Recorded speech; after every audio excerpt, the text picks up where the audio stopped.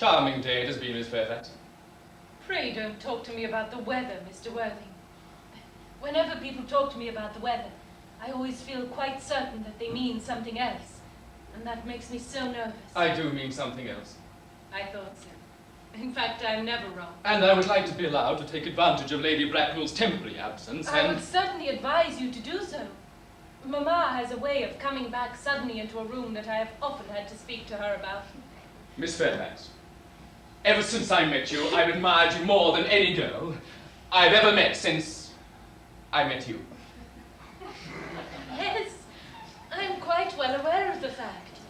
And I often wish that in public, at any rate, you had been more demonstrative. For me, you have always had an irresistible fascination.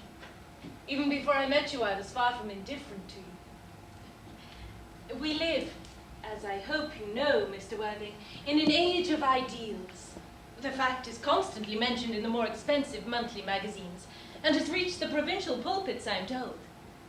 And my ideal has always been to love someone of the name of Ernest. There is something in that name that inspires absolute confidence. The moment Algernon first mentioned to me that he had a friend called Ernest, I knew I was destined to love you. You really love me, Gwendolen. Passionately. Darling, you don't know how happy you've made me. My own Ernest. But you don't really mean to say you couldn't love me if my name wasn't Ernest. But your name is Ernest. Yes, I know it is. But supposing it was something else, do you mean to say you couldn't love me then?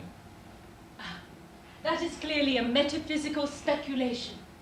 And like most metaphysical speculations, has very little reference at all to the actual facts of real life as we know them. Well, personally, darling, to speak quite candidly, I don't much care for the name of Ernest. I don't think the name suits me at all.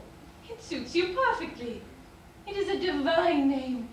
It has music of its own. It produces vibration. Well, really, Gwendolen, I think there are lots of other much nicer names. I think Jack, for instance, a charming name. Jack? No.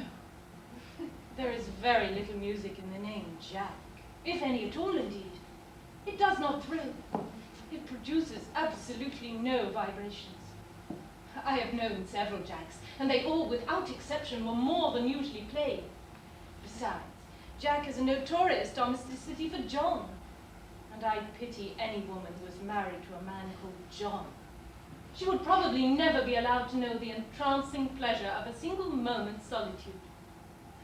The only really safe name is Ernest.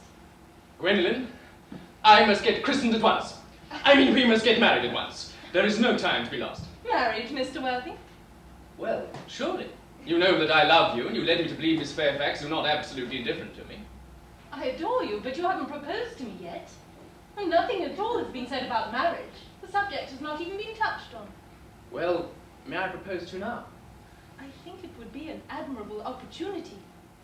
And to spare you any possible disappointment, Mr. Worthing, I think it only fair to tell you quite frankly beforehand that I am fully determined to accept you.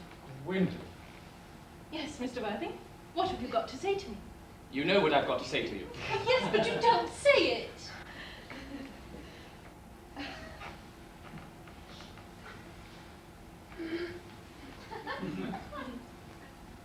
Gwendolen, will you marry me? Of course I will, darling. How long you have been about it. I'm afraid you've had very little experience in how to propose. My own one, I've never loved anyone in the world but you. Yes, but men often propose for practice. I know my brother Gerald does. All my girlfriends tell me so. What wonderfully blue eyes you have, Ernest. They're quite blue. I hope you will always look at me just like that, especially when there are other people present. Mr. Worthing, rise up from this semi-recumbent posture. It's most indecorous. Mamma, I must beg you to retire. This is no place for you.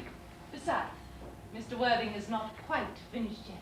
Finished what, may I ask? I am engaged to Mr. Worthing, Mamma. Pardon me. You are not engaged to anyone. when you do become engaged to someone, I or your father, should his health permit him, will inform you of the fact. An engagement should come on a young girl as a surprise, pleasant or unpleasant as the case may be.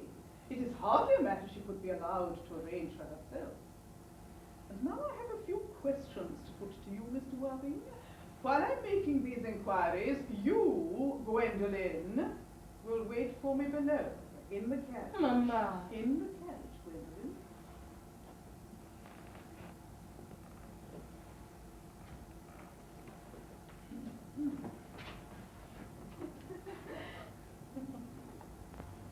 Gwendolen, the carriage. Yes, Mamma.